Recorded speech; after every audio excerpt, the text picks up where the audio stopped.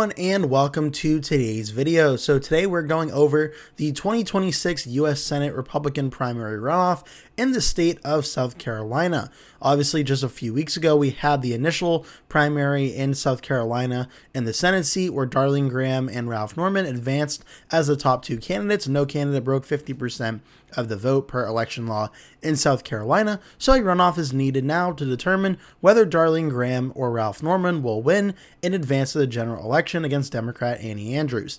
In today's video, we're going to break everything down, where things currently stand in this race, who I think is favored to win, and how I think the general election will start out for the winner of this primary versus Annie Andrews, the Democrat.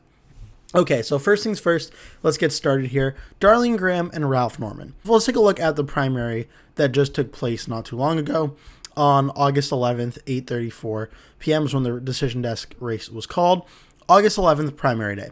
Darline Graham advanced first to the runoff, with 32.71% of the vote. Ralph Norman got 24.6% of the vote. He finished in second place. Russell Fry finished in third, Mark Sanford in fourth, and Mark Lynch in fifth. And every candidate other than that got about 1% of the vote or less. So when you combine the bottom few candidates here, say like below Mark Lynch, you're looking here roughly around anywhere from like 2 to like 5% of the vote or so among these candidates. They're not really going to make too much of a difference in the overall runoff, whether they support Graham or Norman. It's not going to be enough to significantly move the needle one way or the other to make the race super competitive. Mark Lynch is kind of in that category as well, getting about 5.93%. If the vote is split like relatively evenly, again, that doesn't really change things. If it's split in one direction or the other for the candidate, again, you're looking at a difference there of a few thousand votes here and there. It's not going to significantly move the primary too much. Now, into the Mark Sanford, Russell Fry category, this is where things start to play a very considerable role here. Because when you look at Fry versus Sanford, they got close to about a 35% of the vote on primary night combined of those two. So what those voters who voted for Fry and Sanford decide to do is ultimately going to make the difference in whether it's Darline Graham or Ralph Norman in the general election. And just looking at the map here, you see right around Columbia through Augusta in like the central to western part of South Carolina is the area of the state that Darline Graham did very well and she'll likely do well once again in the runoff election, including you go county by county here. You see a lot of these areas. She's getting 40% of the vote, 38% of the vote, 49% of the vote. These areas she got already in this primary initially a large percent with a lot of candidates running. Norman getting about 17.5, Sanford about 14.64. So in Graham's support core area of the state, she already starts out in a very strong position. And in a 1v1 runoff, theoretically, she probably will do even better than she did over Norman, considering that he didn't even finish in the top 2 or even top 3, depending on some of these counties. So for Graham's area support, it's all essentially locked up there. For Norman, though, he also did very well in this top part of the state in Greenville and up near the border with Charlotte and North Carolina. And Norman, very similarly in this area, 40% in Greenville, 38% Spartanburg, Cherokee about 40%, York County about 49%. These areas of the state came in very strongly for Ralph Norman over Darline Graham. We look at the margin map here. You can even see largest margin of victory, and you start looking at here in Greenville, how many more votes Norman got over Graham? About 8,000 net votes out of there. York County, another 4,000 or so margin of victory, Spartanburg as well. But then Lexington, a lot of votes came out of here for Graham as well. Aiken County as well down here in Beaufort County, Graham getting about 46% of the vote there. A key area, though, for this overall population is going to be what happens with a lot of the Russell Fry and Mark Sanford voters. Because you look across the map here, there wasn't a lot of areas, or I don't think any areas that Mark Sanford even won. Pretty much it was only won by Darline Graham, Ralph Norman, and Russell Fry. The question will be ultimately what happens in this eastern part of the state that voted very strongly for Russell Fry. And when you go by population of the overall votes in the primary, the largest county was Greenville County. That was won by Ralph Norman, about 17.4%. That'll likely happen again in the runoff primary. But Horry County, which Russell Fry won by 6.9%, was the second largest vote getting area of the state. And again, Fry won that. And Darline Graham did finish in a very strong second place, getting about 35% of the vote. But can Ralph Norman make inroads there, or is Darline Graham, without Russell Fry in the race, going to clean up in this area? Ultimately, what happens in this race is going to come down to can Darline Graham or Ralph Norman consolidate a lot of these Russell Fry and Mark Sanford voters. Even though Mark Sanford, for him, even though he didn't win any of these counties here, you go through a lot of these counties, and Sanford is performing decently well in second or third place in a lot of them, including down here in Charleston, where he finished in a very strong second place. Does Darline Graham or Ralph Norman get a lot of those Sanford voters as well, in addition to the Russell Fry ones? That's going to be deciding this primary and whether which candidate wins or which one does not. So that's really important to watch. If you're unfamiliar, Horry County, this is where the city of Myrtle Beach is. Obviously, a lot of voters here, second largest voting county in the primary. Horry County got 42.24% for Russell Fry. Lindsey Graham got 35.31%.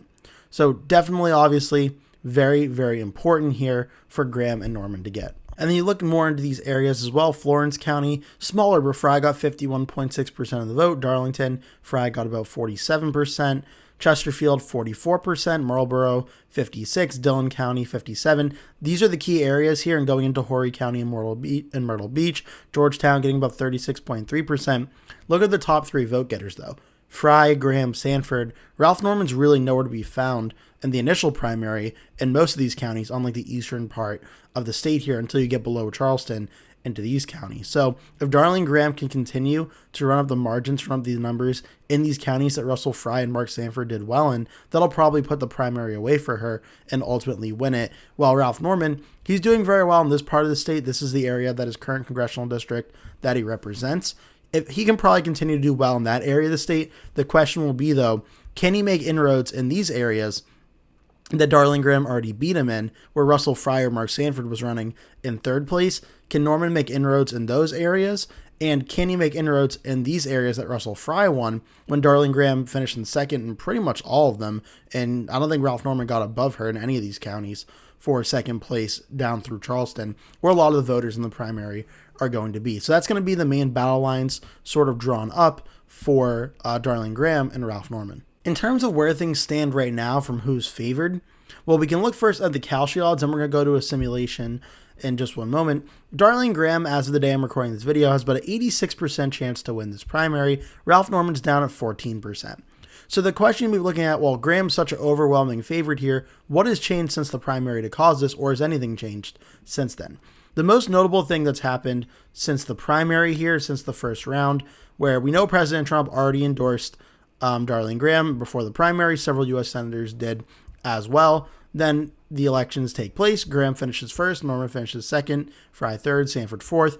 Since then, Darline Graham has gotten the endorsement of Tim Scott, Senator of South Carolina, the other U.S. Senator there, and Senate Majority Leader John Thune.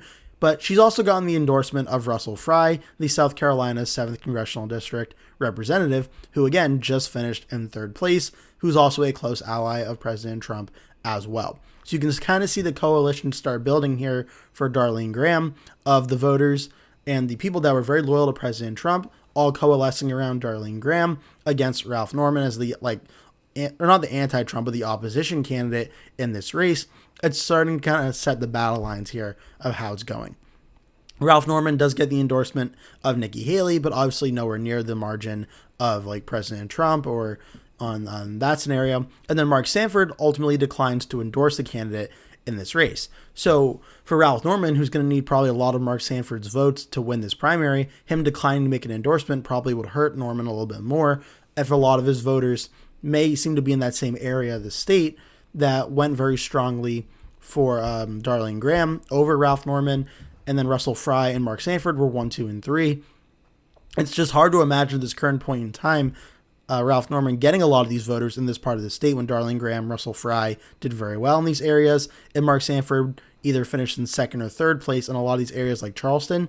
It's just hard to imagine Ralph Norman making inroads in these areas. But again, we'll have to wait and see on primary day how it will ultimately all play out. For the election simulator here, I do have it pulled up on theelectionenjoyer.com, which I started using in a lot of my recent election prediction videos here for Darline Graham versus Ralph Norman. I'm going to do it the same way I did last time as well, which is I have the just the default simulation setting on the website. I haven't adjusted anything or just any of the sliders yet. I just loaded it up, and now we're going to hit play. We're going to see how it goes. And then from there, once it's done, I have it loaded up in another tab, completely blank. We'll run the simulation, and we'll adjust it here and there to see what the counties may look like depending on the simulation. So we're going to hit play here, where it's going to be about a minute as the votes start to come in. We're going to see how it comes in, and then we'll talk about it, and then we'll go to the other side, start adjusting by the margins here, and what I think we could ultimately see here. So about 25% of the vote in, they actually have Ralph Norman leading over Darline Graham, and they project that Ralph Norman to defeat Darline Graham in this primary. That is very interesting. That is very, very interesting. That's what they have here, because I definitely am of a different opinion. But primaries are unpredictable, as we saw across the country in Minnesota and Michigan. I mean, Wisconsin. Never really know how the primaries are going to go. So interesting. They have Ralph Norman, about 68% of the vote in here. He's at 55.4, Graham's at 44.6. This would be considered a pretty big upset. I mean, obviously there's a chance it happens of 14% for Norman to win, but 86% chance for Darline Graham to win is pretty significant amount. So to see this is pretty surprising. So they finished with Graham getting 55.3%, Graham getting 44.7%. And a lot of these areas of the state that Darline Graham won in the primary that I was just talking about, that she's probably not going to fall off in. And this simulation, Norman essentially just really outperforms everywhere and wins a lot of these areas. He does very well in Charleston as well, getting about 57% to 42% for Darline Graham. Going to the Myrtle Beach area as well. And Horry County can move over here. Horry County goes 61-38 or so, 62-38 for Norman over Graham in this. So definitely, I would say very surprising to see how it came in, but this is their initial default setting, is Norman over Graham by about 11 points. On this side of the website, we're just going to do a quick simulation here really quickly. It just has Norman at 74, Graham 25. Now we're going to adjust it to where I think it's probably going to end up being based on my own predictions here. First, we'll start out with a close victory for Graham versus Norman. We're going to say we'll start out with 53-47 and see how it looks. And the map, again, it's not going to line up 100% because Graham's winning some of these areas up north here in Norman's congressional district. These areas, there should probably be like a Norman plus 57 or so up here. Rock Hill's probably going to come in narrowly for Norman as well. Greenville will likely come in narrowly for Norman. Over here, Norman will probably do well in Chester County as well. And then you see into this part of the state where Horry County, I think we're going to see Darline Graham ultimately win here, probably by a pretty considerable amount as well. Up in Dillon County, we'll go for Graham. Florence County, I would bet Graham will probably do very well here as well. Charleston coming in 59-41 for Darline Graham. Georgetown County, I think Graham will win pretty handily there. Berkeley County will come in a little bit more for Darline Graham as well here. And these margins down here in Jasper County and Hampton County are possible. They could narrow up, but again, I think a lot of these areas where Graham won before, I think we're going to see her do very well and win a lot of these areas. And you see as we start sliding these margins in these areas, giving the wins to Darline Graham, where I think that she'll get these areas. You can see on the left, the margins across the state are starting to fill in here. Graham's already up to 53.3. Norman's around 46.7. But again, unless I'm completely off with, again, in the last, if you see my primary predictions for the last few races, I haven't always been 100% on these primary races. So it's definitely possible that I could be, I definitely could miss it again in the final few days here. But I think Darline Graham is in for a pretty big win coming in on election day. I'm not totally sure Ralph Norman has a strong pathway to victory. He does have a pathway to victory if he can do what the map kind of replicated on some of these other slides here. But I think we're definitely looking at a scenario where Darline Graham's probably coming in and probably winning pretty strongly across the state here. You may see some of these areas as well that came in for Norman in the primary continue to maybe narrow up a little bit for Norman, maybe do a little bit better. But I think right now, just based on the quick look at the map here, just adjusting some of the counties really quickly here, we see Graham getting about 54.6% of the vote, Norman about 45.4%.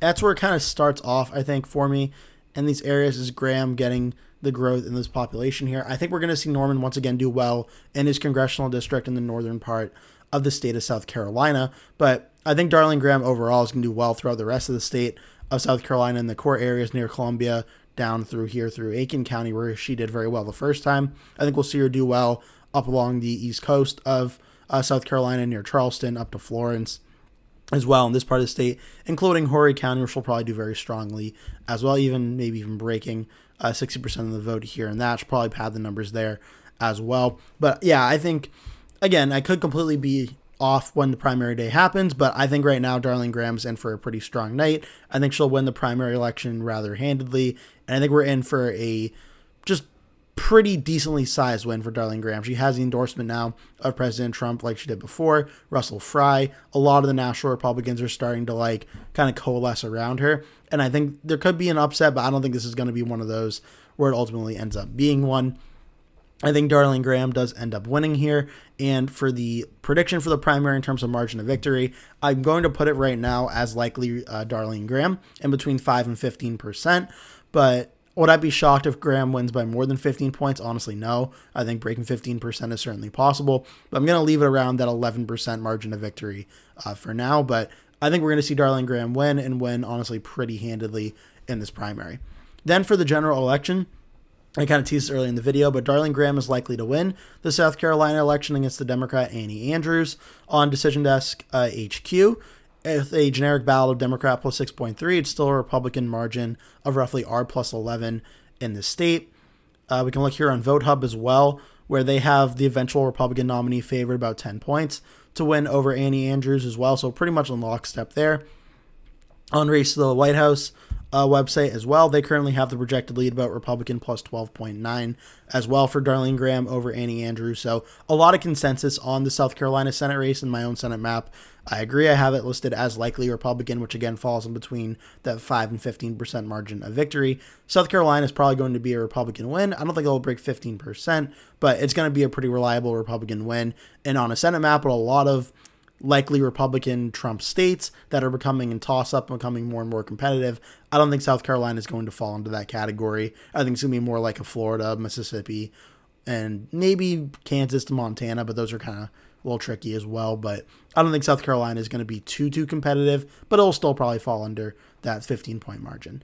But I hope you enjoyed this video. Again, I am forecasting Darline Graham to defeat Ralph Norman by about an 11-point margin, but I'm interested to hear what your thoughts are. But yeah, I really hope you watched or enjoyed watching this video. If you did, I'd appreciate if you hit like and subscribe. It really does help out me and my channel when YouTube will push it out to other people who will enjoy this video like you have. So I'd really appreciate if you can do that for me. And yeah, leave all your thoughts in the comment section down below for Graham versus Norman. Who do you think is going to win? Leave all that fun stuff down there. But for now, though, that is it. I hope you enjoyed watching this video. Thank you so much for watching it, and hope to see you in a future video. So I hope you enjoyed watching this video. If you did, I really appreciate it if you could hit like and hit subscribe as well. It would really help me and my channel out a whole lot if you could do that for me. You can see in the circle in the top left the subscribe here button to subscribe to the channel. On the right, there are going to be 2 video pop-ups for you. My latest video will be on the top, and a recommended playlist by myself will be on the bottom as well. In the bottom left of the screen, you'll see my channel name, Anthony's Election Center, which you are currently watching.